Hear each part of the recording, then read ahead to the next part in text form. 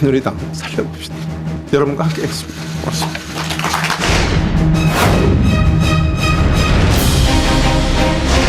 친박 지도부인 이정현 대표하고도 대화 상대로 인정하지 않는데 친박 원내대표가 들어서면 대화 상대로 인정할 것 같습니까?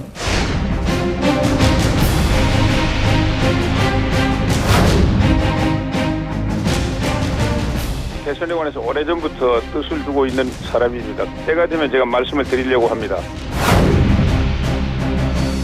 정치 성향이 뚜렷하고 보수 성향이 뚜렷한 양반인데 이제는 큰 틀에서 양보를 하고 인재신은 이제 후선에서 원로 입장으로서 있으면 좋겠다는 내 개인적인 생각. 현실적으로 좀 어렵다고 생각을 하고요. 되기는 어렵다고 생각을 하는데 저는 개인적으로 좀 부정적입니다. 이인재 의원님이 나오셔가지고 옛날에 들어서가도 빛을 못 보고 들어가고 했는데 국회에 정의정돈 좀 해주시고 좋은 일 좀 나라를 위해서 좀 해주시면 좋겠습니다.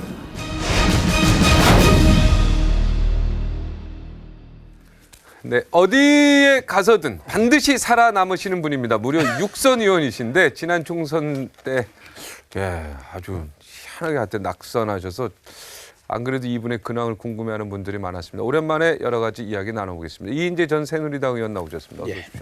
반갑습니다. 오늘 비대위원장 이야기가 나오던데요.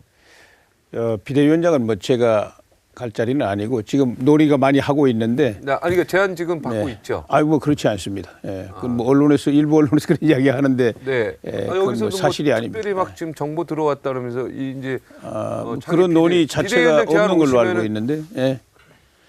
아니 지금 이제 그런 논의 자체가 거의 없고요. 근데 친박이세요? 저는 이제 뭐 그냥 이인재입니다. 이인재죠? 예. 아니 그러니까 친박계 뭐 이렇게 딱 분류가 완전히 되신 것 같아서. 근데 이제 언제부터 친박이 되셨나 궁금해요. 언론에서는 이제 친박 비박 자꾸 이런 표현을 많이 하는데 제가 당에 들어온 지 이제 4년 됐습니다. 4년 됐는데 제가 눈이 나빠서 그런지 아무리 봐도 친박 비박 구분이 안 되는데 네. 지금 뭐 이제 비박 대표라고 하는 분들도 친박 좌장이었던 분이고 뭐 비서실장 하던 분들 아닙니까? 네네. 그러면 이제 지금 뭐 생각해 보면은 대통령하고 좀 가까이 지내느냐 좀 멀리 소외돼 있느냐 이런 정도 구분이 아닌가 싶어요. 그럼 뭐 계보로서 의미가 없는 겁니다. 그러니까 지금 그러면은 대통령과 가까이 지내는 분으로 지금 알려져 있는 거 아닙니까? 청와대 좀 많이 저는 들어가 뭐 보셨습니까? 가까이 지내는 사람이 아니죠. 그렇죠, 뭐 아니죠. 대통령 당선하실 때 제가 열심히 도운 건 사실인데 네. 뭐 특별한 역할을 맡은 게 없지 않습니까? 그러니까 친박으로 분류되는 것 자체 본인 생각은 어떻습니까? 뭐 저는 기분 그러나 나쁩니까? 대통령의 성공이 곧 국가의 성공이다 그거야 이런 모든 생각을 사람이 가지고 마찬가지죠. 있잖아요. 왜냐하면은 제가 여러 정권 볼 때 대통령이 한 4년쯤 지나면 다 식물 대통령 되지 않았습니까? 네. 이번에 뭐 탄핵까지 이렇게 갔지만은 탄핵 안 갔더라도 대통령 뭐 역할을 거의 못했죠. 네. 그래서 이것이 뭐 어디 문제는 여러 가지 원인이 있겠지만은 대통령이 마지막까지 정말 국민의 사랑을 받으면서 성공적으로 국정을 수행해야 국가도 좋아지고 국민도 더 좋아지니까 그래서 그런 생각을 가지고 있을 뿐이죠. 예. 탄핵 정국을 보면서 특히 최순실 씨 국정농단 사태의 막 온갖 거짓말, 은폐 뭐 이런 이야기들 막 보면서 녹음 테이프 나오는 거 보고 또 양승태 대법원장 사찰 이야기도 나오고요. 그다음에 매각 매직 내기도 나오고 있습니다. 부총리의 7억 원. 누군지 몰라도요. 이분은 그게 사실이면 빨리 옷 벗고 빨리 스스로 참여하고 국민 앞에 서야죠. 뭐 시간 문제지. 이 모든 상황을 보면서 어떻습니까? 아니야, 우선 시간 문제이고 진실은 뭐 어디 도망갈 수 없는 거니까 이제 밝혀지겠죠. 그러나 의혹만 가지고 뭐 예단해서 당연히 의혹만 가지고 수는 얘기하는 없고, 건 아니죠. 다만 이제 이번 뭐 전반적으로 박 대통령의 그 국정 수행 또 정치적 과오 이런 것 때문에 국민들께서 아주 노도처럼 화를 내시고 결국 탄핵까지 갔는데 저의 상상력 가지고도 예상을 전혀 할 수 없었던 이런 일이 벌어졌죠. 또 우리 헌정사에도 정말 아주 불행한 일이고요. 또 저는 뭐 이제 집권당의 일원으로서 굉장한 책임을 느낍니다. 뭐 정치 책임은 뭐 결과에 대한 뭐 절대적인 책임이니까 책임으로부터 자유롭지 않고요. 정말 국민들한테 정말 너무 송구스럽고 이걸 어떻게 저희들이 이 책임을 감당해야 될 것인지 고민하고 있죠. 예. 네. 양승태 대법원장의 사찰 문건은 공식적으로 제출이 된 상태고요. 예. 일일이 그 일상생활에 대해서 사찰한 내용들이 구체적으로 다 나와 있기 때문에 이 부분에 대해서는 철저히 문제 삼아야 되는 거 아닙니까? 뭐 제가 사실- 그 내용을 잘 모르 누가 우선 작성을 했는지 내용은 네. 뭐 별게 아니라고 그러니까 뭐 그러는데 작성이라는 게 뭐 그럼 그지 가족이 그- 작성했겠습니까? 아니 그러니까 이 정보 뭐 저도 이제 네, 장관도 정보국에서 하고 이렇게, 네. 제가 도지사도 아셨지 해봤는데 이런 그 뭐 정부 요직에 있는 사람들 동향은 이렇게 뭐 경찰이 주로 수집하는지 모르겠는데 네, 동양복은 할 수 아니, 있지만 그렇지 동향으로 해서 이 문서로 이렇게 작성되는 걸 제가 알고 있습니다. 네. 알고 있는데 이제 사법부의 수장인데 그럴 필요도 없지 않느냐. 잘못하면 이게 악용될 수가 있으니까 그 점에서는 좀 조심스럽지 못했던 것 같고 누가 무슨 의도를 가지고 했는지 이제 밝혀지지 네, 않겠습니까? 아니 답답해요. 이렇게까지 할 필요가 없는데요. 거기 뭐 춘천 지방법원장도 일상생활에 대해서 뭐 동양보고가 그러니까 올라와 사법부 요인들에 기분 나쁘죠? 대해서는 그냥 뭐 이 정보 다루는 데가 경찰이나 뭐 국정원 이런 데 있지 않습니까? 네네. 그 요인들의 동향은 이렇게 뭐 일상적으로 좀 다루는 것 같아요. 그런데 그러니까 동향은 저도 알고 있는데, 사법부 요인들이기 때문에 네. 이게 이제 사법부는 권력으로부터 완전히 독립해야 되지 않습니까? 사법부에 대한 간섭 의도를 가지고 나쁜 의도를 가지고 누가 조직적으로 이걸 만들었는지 그렇다면 이제 그건 중대한 문제죠. 자, 친박 책임론이 일고 있는데 원내대표가 또 친박이 됐습니다. 국민들의 원성이 지금 곳곳에서 나오고 있습니다. SNS에서. 어떻게 생각하십니까? 그런데 저는 뭐 책임은 우리 집권당 모두가 똑같이 져야 되고 자유롭지 않다고 생각합니다. 그래서 친박 비박을 뭐 나누는 것도 쉽지 않지만 뭐 모두가 다 뭐 국민에 대한 죄인이고 책임져야 되지 않아요. 그런데 친박 비박을 나눠 가지고 자꾸 이렇게 당내 갈등을 계속 끌고 가는 것은 국민에 대한 예의도 아니라고 생각합니다. 뭐 정우택 이번에 원내대표 되셨는데 그분은 그야말로 아주 조용한 사람이고 뭐 대통령하고 특별히 가까워 가지고 무슨 혜택을 입은 사람도 아니지 않습니까? 그분도 저랑 아마 비슷하게 대통령이 성공해야 되지 않느냐 그런 뭐 충심은 갖고 있었겠지만 뭐 대통령 가까이 접근해 가지고 무슨 뭐 득을 보려고 했다든지 이런 사람은 아니니까. 그래서 모든 언론에서 친박 비박 이렇게 분류하고 의원들을 나누는 자체에 문제가 있다고 보시는데요, 보는. 저는 이제 그것도 뭐 아니면 제가 그 언론을 내용- 비난하려고 네. 하는 생각은 네. 전혀 없습니다. 다만 이 지금 이제 자꾸 그걸 일단 당 안에서 네. 그 지도부 사퇴해라, 친박들 책임져라 이렇게 주장하는 분들이 있지 않아요. 뭐 네. 비상시국회의인가. 예, 저는 그분들의 문제는 네. 그러면 그분들은 이 모든 책임을 이른바 친박 지도부나 얘기 떠넘기고 자기들은 책임으로부터 자유롭다고 생각하는 건지 그게 저는 의문을 갖고 있어요. 다 책임이 있다. 그건 모두 책임이 있죠. 그리고 이제 이 박절하게 이야기한다면 이 지금 그쪽에 뭐 김무성 대표 같은 분이 당 대표 할 때 2년간 하지 않았습니까? 지난 총선 때까지. 네. 그때 대부분 뭐 국정농단도 그때 이루어진 거 아닙니까? 또 뭐 유승민 의원 같은 분도 원내대표 그 전에 했었고요.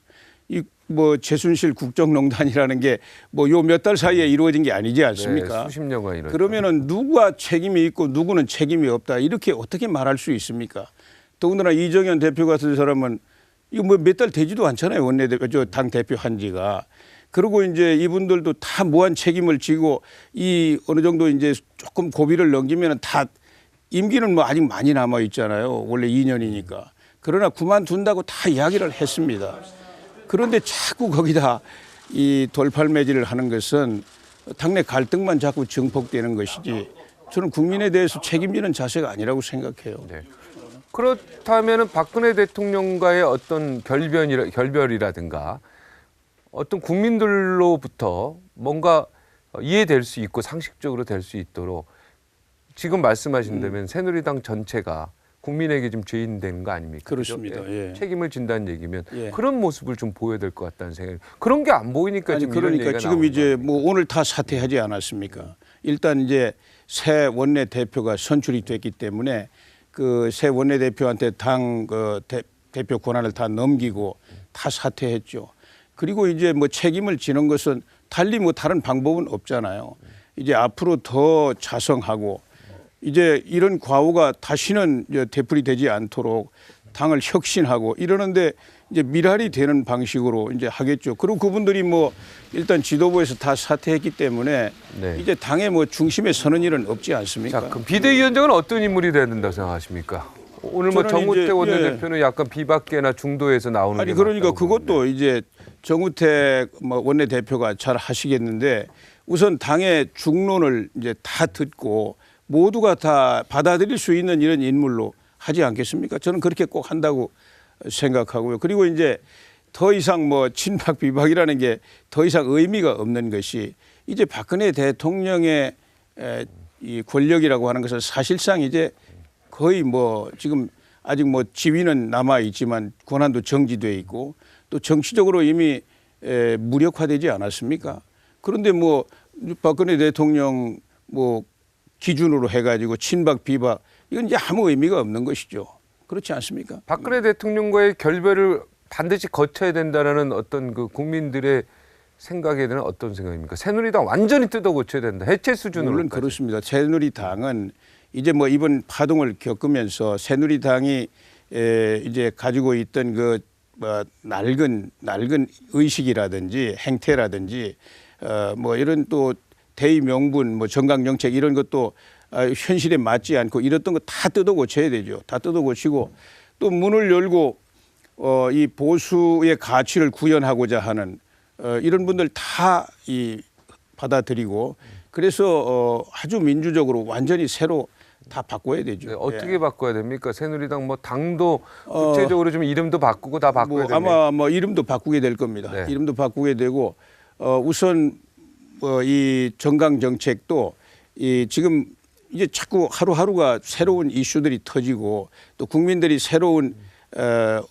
어려움에 봉착을 하니까 이런 문제를 해결할 수 있는 정치라는 게 뭐 해결하는 것 아닙니까? 예? 네. 그래서 이제 그런 구체적으로 국민들에게 피부에 와 닿는 이런 그 사회, 경제, 정치 뭐 모든 거 다 바꿔야 되죠. 이 사실은 지금 이렇게 이 대통령마다 계속 실패하고 마지막에 네. 이렇게 뭐 사회, 경제 다 지금 자꾸 어려워지지 않습니까? 대통령이 아무리 바뀌어도 이런 게 이제 낡은 체제하고도 관련이 있단 말이죠. 그래서 헌법 개정 이야기 자꾸 나오지 않습니까?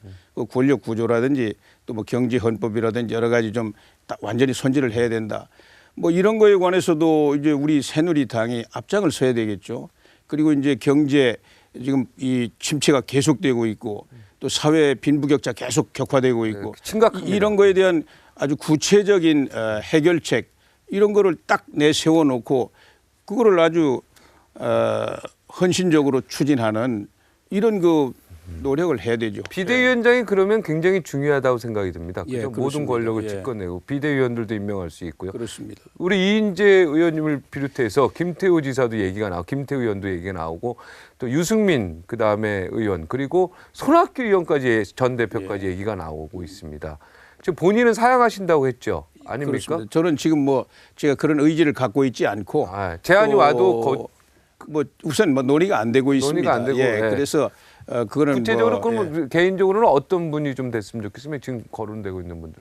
저도 지금 뭐 구체적으로 이렇게 딱 들어와 있는 사람은 없고요. 네. 저도 열심히 생각하고 있습니다. 그래서 앞으로 이게 이제 논의가 될 때 저도 의견을 좀 내놓으려고 그럽니다. 예. 네. 자, 이번에 대권 출마 선언하셨잖아요. 선언은 안 했습니다. 그럼 여기서 예. 하시죠, 뭐. 지금은 이제 국면이 네. 이 국면이 이제 우선 당을 수습하고 국민에게 책임을 져야 되는 이런 네. 아주 국면이기 때문에 네. 이제 자연스럽게 당이 이제 정상 궤도로 좀 들어가고 네. 또 이제 뭐 대통령 선거가 원래는 내년 12월인데 네. 이제 좀 빨라지게 돼 있지 않습니까? 네. 그래서 지금 많은 고민을 하고 있어요. 다음 대통령은 제가 볼 때는 이 사회 경제적인 대개혁을 통해서 이 문제를 아주 이 혁신적으로 해결해 나가는 그런 강력한 리더십. 또 지금 뭐 남북 관계, 뭐 한반도 이 냉전 이건 더 이상 끌고 갈 수 없는 그렇죠. 막다른 골목에 와 있습니다. 그러면 이거를 정말 지혜롭게 풀어야 되잖아요. 뭐 전쟁에 뭐 불씨가 살아난다든지 이러면 큰일 아닙니까? 그리고 빨리 이걸 평화적으로 통일을 시켜버려야 되는데 그만한 그 과단성 있는 그런 강력한 리더십이 필요한 때라고 생각하고 다음 대통령은 뭐 다른 거 다 필요 없어요. 그 두 가지를 해결할 수 있는 사람이 나와야 됩니다. 경제하고 예. 남북 관계. 그렇습니다. 예, 그래서 저도 제가 과연 그런 일을 감당할 수 있는지 뭐 지금 현재 나와 있는 분들 제가 뭐 과소평가하는 건 아닌데 감당할 수 있죠. 이인재 그러니까 그걸 의원님은. 과소평가하는 건 아닌데 우선 그런 이야기를 하시는 분들이 없는 것 같아요. 그래서 저도 많은 고민을 하고 있고 제가 때가 되면은 아니 이미 벌써 대선 출마한 걸로 기사화가 쫙 됐던데요. 출마 선언 안 하셨어요? 제가 이제 구체적으로 결심이 서면은 우리 앵커님한테 제일 먼저 말씀을 드릴게요. 네. 네. 아 나는 이미 한 주 안 왔고 오늘 안 했으면 오늘 이 자리에 좀 해달라고 부탁을 드리려고 했는데 모든 게 때가 있으니까 네 아직은 안 하신 그렇습니다. 거고요. 지금 좀 더 많은 고민을 하고 있습니다. 아, 예. 지금 고민 중입니까? 예. 그 기자들이 이제 좀 정리 정돈을 다시 해야 되겠네. 반기문 사무총장 어떻게 생각하죠? 외국에서 10년 동안 세계 대통령을 하다가 예. 여기 와서 또 대통령으로 나오는 게 유엔 그 사무총장 뭐 여러 가지 그 룰도 예. 있고 거기도 입에 대는 부분이 있고 외국에서 10년 있다가 와서 한국에 오자마자 대통령이 되는 게 이게 말이 되느냐 이런 분들도 있고 아니다. 그렇게 또 외교력과 이런 분들이 뛰어난 분이 와서 하는 것도 좋다. 뭐 이런 의견들이 있는데 우리 이인재 의원님 같은 충청도지만 참 말하기 곤란한 거 알지만 그래도 아니 뭐 솔직한 곤란하지 않습니다. 지금 뭐 솔직하게 속내를 얘기해 이야기하죠. 주세요. 무대 4년 전에 그 다보스 포럼 특사로 갔다 거기 오신 반 총장하고 1시간 정도 이야기를 했는데 그때는 뭐 이런 이야기는 할 처지가 못 됐고 지금 저는 뭐 여러 사람들한테 뭐 물어보면 이렇게 이야기합니다. 유엔 사무총장이라는 것은 국가의 엄청난 자산이에요. 왜냐하면 지금 저 유엔 70년에 사무총장 7번째 하시는 겁니다. 앞으로 200년이 돼도 우리 대한민국에서 유엔 사무총장 차례가 올 수 없잖아요. 300년이 돼도 아마 오기 힘들 겁니다. 그런데 이렇게 아주 소중한 국가의 자산인데 이 유엔 사무총장이라는 이 자산이 손상을 입으면 안 되잖아요. 특히 이제 한반도 통일 국면이 이제 눈앞에 와 있는데 통일될 때는 국제 통일 외교 누가 가서 합니까? 유엔 사무총장 이 경험이 있는 분이 가는 게 제일 좋지 않겠어요.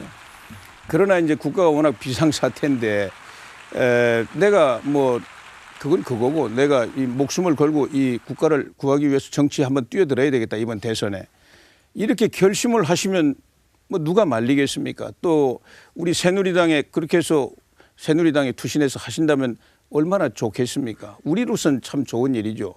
그러나 그분이 그런 결심을 하고 안 하고는 그분의 문제입니다. 그래서 저는 뭐 그 가까운 분들한테도 그렇게 말씀을 드립니다.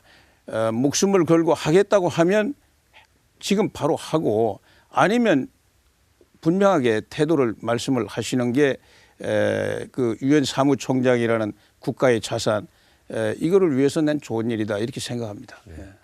근데 제가 법을 기억하기로는 국내에 5년 동안 거주를 해야지만 대통령이 판사 출신이지 않습니까? 뭐 그런 건 제가 생각을 안 해봤고요. 네. 뭐 유엔 뭐 총회 결의 네. 또 뭐 그런 거주 요건 이런 거는 뭐 그 다음 문제죠. 그거는 뭐 본인이 결심을 하면은 이제 그때 구체적으로 뭐 이제 이야기가 되는 문제들이고 네. 뭐 본인의 결심이 문제인데 과연 그분이 그런 결심을 할 것인지 뭐 제가 도저히 알 수가 없죠. 예. 네. 새누리당으로 오지는 않을 것이다 이런 뭐 여러 예상들이 있는데요. 그 부분에 대해서는 저는 뭐 결심을 한다면 현실적으로 새누리당으로 오는 길이 무슨 길이 있겠습니까?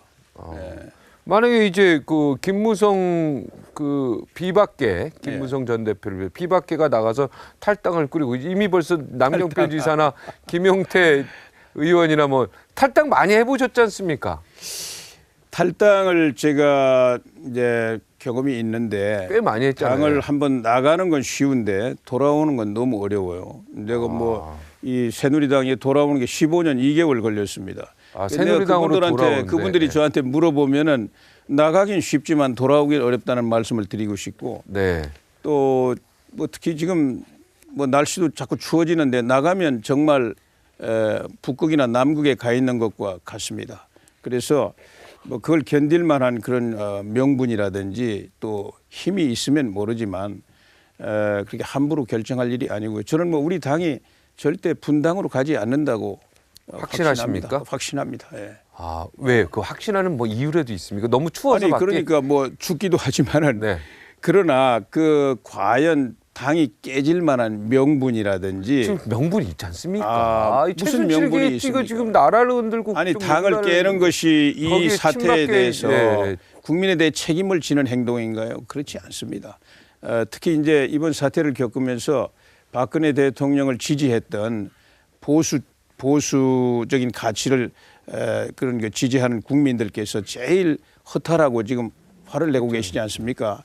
그분들께서 어떻게 하든지 이 보수의 가치를 구현할 수 있는 더 많은 사람을 끌어 모으고 또 그 깃발을 선명하게 해가지고 다시 제기해서 보수 세력이라는 게 대한민국을 건국하고 산업화하고 민주화하고 이렇게 긍정적으로 끌고 온 중심 세력 아닙니까? 이게 무너져서는 안 된다. 이렇게 이게 진정한 바람일 텐데 지금 깨가지고 그건 뭐 한 번 더 죄를 짓는 거죠. 예. 네. 국민들에게 오늘 꼭 하고 이 얘기를 하고 싶다. 여기 나와서 예. 한 말씀 해주십시오. 시간이 다 됐습니다. 예, 저희들 정말 이번 사태를 겪으면서 무한 책임을 느낍니다. 그러나 정치 이거는 뭐 우리들만 하고 끝나는 게 아니라 우리 후대들도 계속해서 정치를 통해서 국가 공동체를 더 크게 하고 국민들 더 행복하게 해야 되는데 저희들이 그 책임을 다 해야 된다 이렇게 생각하고 있고요. 제가 어디서 한번 이야기를 했는데 사실은 이 정치인들 뭐 야당도 그렇지만 우리 새누리당의 국회의원들도 국민이 생명을 불어넣은 거 아닙니까? 정치 생명을. 그 아들이나 마찬가지입니다. 또 당이라는 게 또 여당이고 야당이고 다 국민의 세금